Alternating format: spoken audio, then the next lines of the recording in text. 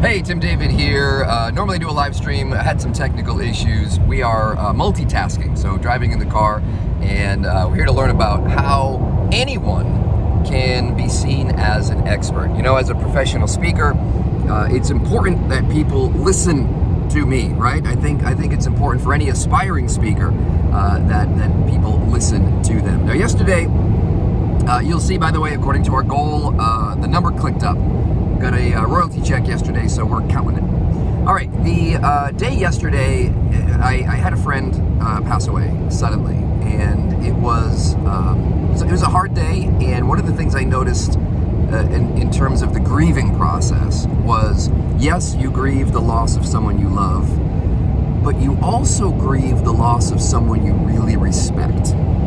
You know, when a celebrity dies and you feel it, you know, for many it was Robin Williams or Betty White, or, you know, just a loss of someone that you didn't even know, and yet it hurts.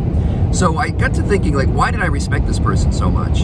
And it was someone I trained jiu-jitsu with, and he was just the type of person who really showed up on the mat every single day and just wanted to improve and really worked at improving.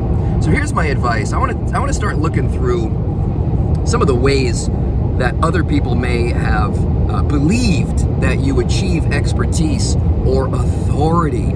You know, is it you go and you get a PhD? Will that give you a certain sense of authority? Yes. But isn't it also true that there are some doctors out there who are also smokers? And it's hard to, like, take their advice, or sometimes you don't want to hear from a stuffy PhD. You want to hear from someone who has some street cred, perhaps. So it's not universal expertise, right? Maybe someone who's written a book might feel like that's expertise. Maybe if you've been on television. But I'll tell you, you know, there's so many people who have expertise that don't check any of those normal boxes.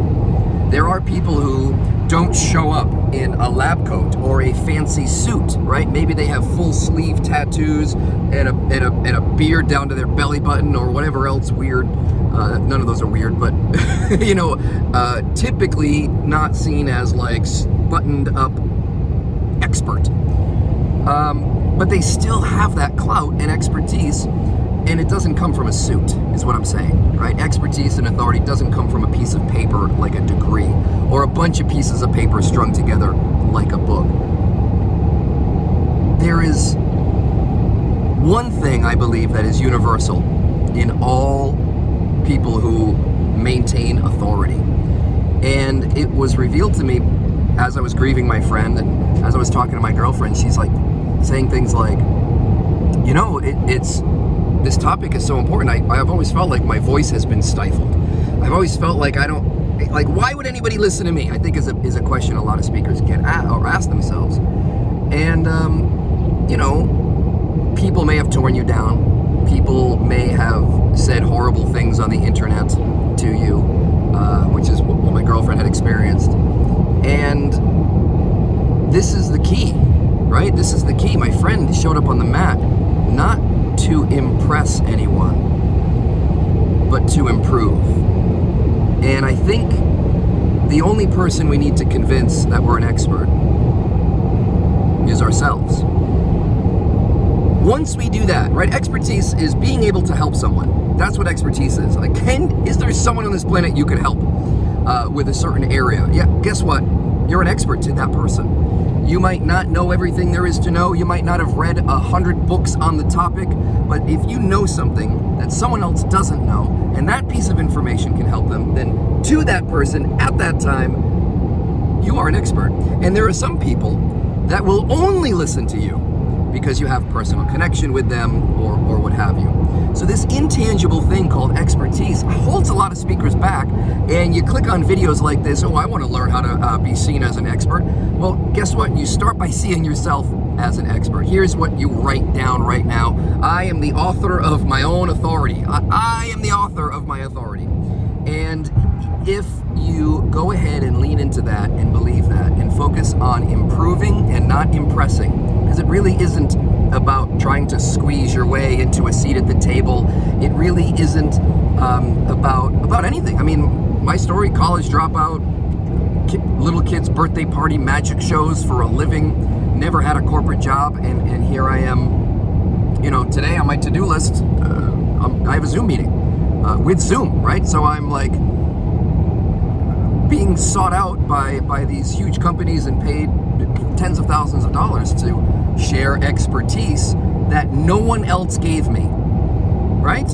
So I think that you start by identifying and clarifying, and this is a huge, I think the biggest piece, like if I were to equate getting on the mat, right, and like my friend Dale, who got on the mat and worked his craft. What's our craft?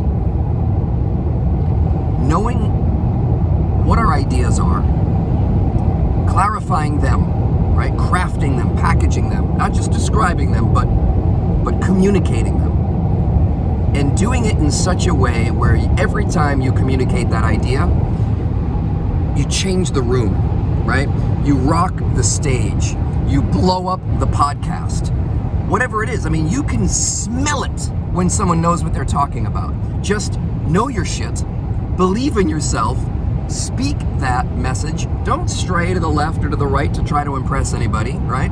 Just own that space and have that confidence. And guess what the secret sauce here is? It's a catch-22, because when you are confident and you do believe that you have something that can help someone, suddenly it shows up as authority. It shows up as expertise. It shows up, it's perceived, it's received as this person knows what they're talking about. So clarity, passion, focus, like these are the things, just do that. Communicate your ideas to anybody who will listen. And before you know it, people will start bequeathing upon you praise and lauding your expertise of, oh, this person gave me some really good advice, and then giving you that affirmation, which you then take, internalize, and turn into more confidence. And it's that confidence competence loop that psychologists love to talk about, and it really does play out. But it can't start without that spark of just saying, you know what? Damn it, I know that I have something worthwhile to say. And I'm going to say it to the people who want to listen, and the people who don't want to listen, right? Off my radar. That's not who I'm here to help. I'm here to help. I'm not here to grow my platform. I'm not here to get all kinds of attention. I'm here to help this person. You all can shut up, right? And when you do that, and when you have that impact and you change someone's life, they start to say things. They start to feel things. They start to recognize, yo, this person's got chops. Like, yo, this person knows the real deal, like really what's going on with this little area. And that's how you do it. That's how anyone can instantly be seen as an expert, is if you, I mean, learn your stuff, right? If you read 5 or 10 books, they say if you read 10 books on a topic, you're in the top 1%, maybe even the top 0.5% of the population, right? Nobody's read 10 books on a topic unless you're an expert. So, know your stuff. I think that's important. And this isn't about fake it till you make it. This isn't about anything other than know your stuff, help that person, and everybody else can just get the hell out of the way. So that is my thought for you today. On my to-do list, again, we're marching towards 500,000. If you want to join us every single day, subscribe to the YouTube channel and jump on the Patreon for the behind the scenes, because I'll let you in. I'll let you into the room with my meeting with Zoom today, and happy to share that, as much of it as I legally can, of course, and ethically can, of course. But that'll be for our Patreon subscribers, so the link is in the description for that. Would love to have you join me in this journey. Hey, you watch me reach my goals, cool, that's fine. Reach your own goals, stretch your own goals. Like, that is what 2023 is all about this year. So that is it for me, and we'll speak soon.